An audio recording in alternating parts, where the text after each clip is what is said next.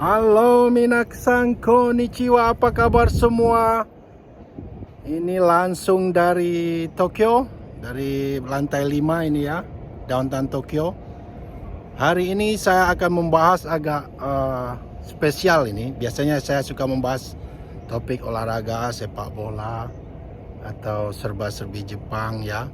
Hari ini saya akan membahas tagar minggat aja dulu, apa itu ya, kayak salah itu ya. Ini saya di banyak sekali permintaan untuk membahas topik ini. Banyak sekali YouTuber atau apa, seolah-olah negara Indonesia itu dalam tidak enak, tidak baik-baik saja. Terus merekomendasi tinggal di luar negeri atau bekerja di luar negeri. Tagarnya minggat aja dulu ya kalau nggak salah itu. Ada yang menanyakan pendapat saya.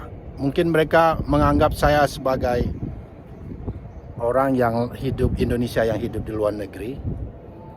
Saya perkenalkan dulu, saya merantau saya tinggal di Jepang, bukan bekerja sebagai TKI, ada kerja kontrak atau gimana ya. Saya datang ke sini punya sedikit bisnis dulu, terus saya punya spouse visa. Kebetulan istri saya orang Tokyo, jadi saya punya hak memilih pekerjaan sesuka saya, sesuai skill yang saya punya, dan gaji saya alhamdulillah di atas rata-rata. Di perusahaan saya aja lah, dulu perusahaan saya ini saya di atas rata-rata. Meski teman-teman saya yang dari Eropa, dari Amerika, orang Jepang sendiri, alhamdulillah gaji saya di atas mereka. Itu akan sangat susah sekali kalau kita datang ke sini sebagai tenaga kerja kontrak, terus kerja di pertanian, di pabrik. Itu ya sukar sekali untuk dibilang lebih standar orang Jepang ya. Jadi tagar minggat aja dulu, apa ini? Tagar ini yang menganjurkan kita pindah ke luar negeri, atau ada beberapa yang komen saya lihat yang hidup di luar negeri nggak mau pulang. Itu sebenarnya itu hak Anda saja ya, kalau Anda nggak mau pulang. Apalagi Anda tinggal di luar negeri karena usaha sendiri, seperti mungkin dulunya Anda kuliah modal sendiri, terus dapat kerja tinggal di luar negeri, ya silakan aja. Tapi kalau Anda tinggal di luar negeri, kuliah di luar negeri, dimodalin pemerintah, beasiswa, ya kalau Anda dicap pengkhianat itu wajar aja, karena Anda seharusnya pulang. Anda berhutang dengan negara. Jadi jangan seenak-enaknya di sekolahin ke luar negeri, udah dapat kerja enak nggak mau pulang. Itu namanya enak edewe. Itu pengkhianat. Anda kalau dicap pengkhianat itu Anda sah-sah aja. Ya, itu sangat egois sekali, enak edewe. Karena Anda dimodalin pemerintah untuk sekolah. Selayaknya Anda berbakti, pulang balas budi. Di negara maju begini juga, memang Anda kuliah bisa pinjam loan ya untuk biaya sekolah. Tapi Anda waktu Anda bekerja, Anda bayar lagi. Harus dibayar, nggak ada gratis itu. Jadi Indonesia sedang tidak baik-baik saja. Ada yang menanya apa itu ada unsur politik? Bisa aja. Karena terus terang saya 15 tahun udah tinggal di Tokyo ya, di Jepang. Untuk pertama kali mulai dari pemerintah Jokowi sampai ini sekarang pemerintah Prabowo, saya bangga jadi warga negara Indonesia. Sampai sekarang saya nggak pernah pindah warga negara walaupun ada tawaran.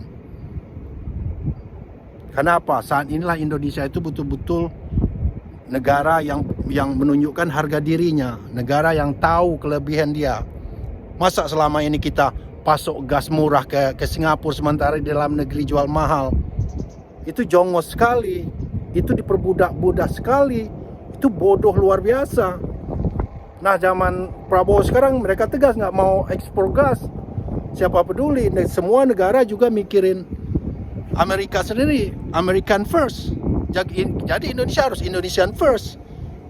Ngapain pasok energi ke negara lain sementara kita kekurangan malah mahal di tempat kita? Itu namanya bodoh. Ini terjadi karena beberapa orang dapat keuntungan dari sistem ini. Ini bangsat-bangsat sekali, betul itu Pak Prabowo ngomong, ini tikus-tikus sekali.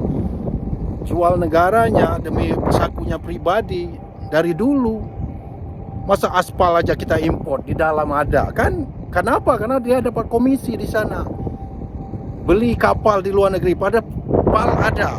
Kenapa? Karena dia bisa bermain korupsi di sana. Itu yang dipotong Pak Prabowo.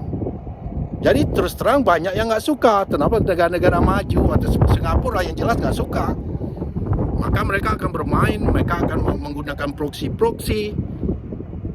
Di dalam negeri sendiri saya jamin banyak yang nggak suka dengan kebijakan Pak Prabowo. Karena selama ini mereka untouchable, suka-suka mereka. Yang suka korupsi-korupsi seenak-enaknya udah gerah, ya mereka akan melakukan sesuatu untuk menjatuhkan pemerintahan Pak Prabowo. Bisa aja. Tapi terus terang sebagai saya pribadi sebagai warga Indonesia yang hidup di Tokyo, saya udah mapan di sini, gaji saya di atas rata-rata, saya bisa beli rumah di sini. Tapi untuk pertama kali saya bangga sebagai warga Indonesia melihat keberanian Indonesia, berani masuk BRICS. Itu udah nggak kelihatan, udah nggak mental jongos lagi kan kita. Jadi untuk hashtag tadi apa yang menganjurkan tinggal di luar negeri, ya tergantung Anda siapa. Ya, kalau Anda punya skill, pengen hidup di luar negeri, skill ada, ya sah-sah aja, silakan aja. Tapi kalau Anda cuma merantau ke Malaysia, itu nggak merubah apa-apa. Apalagi menjadi pendatang haram, cuman bikin malu. Di Malaysia juga kalian masuk, katanya masuk legal di sana, sampai di sana dibayar murah, terus lari, kerja ilegal, cari gaji yang mahal, dilindungi nama polisi sana, terus kalian menjadi ilegal, pulang itu kejadian kemarin ditembak, kan bikin malu. Pemerintah Malaysia yang harus kalian salahkan itu bukan TKI-nya itu, yang kalian salahkan siapa yang memperkerjakan mereka. Nggak ada orang masuk ilegal ke suatu negara kalau tidak ada yang mau memperkerjakan mereka. Mati kelaparan. Contoh di Jepang ini, siapa yang mau masuk ilegal di sini? Kalian nggak bisa kerja di sini kalau ilegal. Perusahaannya bisa dituntut. Nggak ada yang mau memperkerjakan kalian. Ya, seharusnya Malaysia gitu. Jangan salahin TKI. TKI itu korban mafia penyelundupan manusia. Pengusaha-pengusaha liar nakal Malaysia itu suka memperkerjakan tenaga-tenaga ilegal. Mereka bisa memperlakukan mereka seenak-enaknya. Terus kilang-kilang pabrik ini di backing oleh polisi-polisi. Mereka polisi korupnya Malaysia. Terus orang ilegal ini bisa diperas oleh polisi-polisi mereka. Itu yang terjadi. Terus yang kalian hina orang-orang ini, enggak. Yang salah itu yang memperkerjakan orang tersebut. Contoh di negara maju seperti di Jepang, nggak ada yang mau memperkerjakan kalian kalau kalian nggak punya dokumen ilegal di sini. Ya, masalah hashtag begitu. Silakan aja kalau Anda punya skill mau hidup di luar negeri.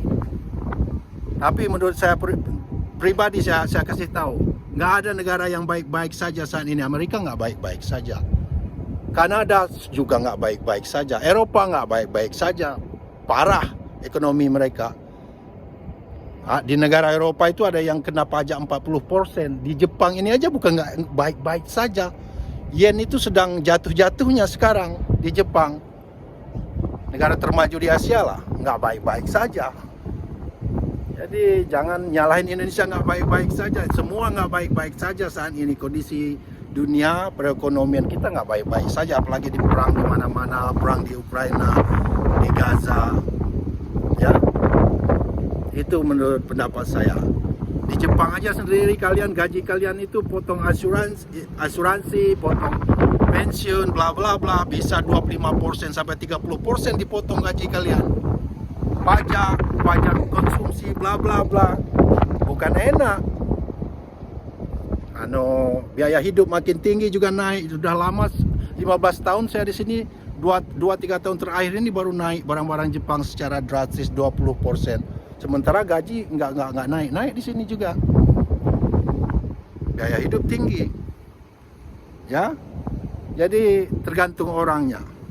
Kalau emang punya skill, pengen hidup di luar negeri, sah-sah aja. Tapi kalau Anda mengatasnamakan pemerintahan, nggak adil juga. Di mana aja nggak ada yang baik-baik saja sekarang. Di Jepang juga nggak ada yang baik-baik saja.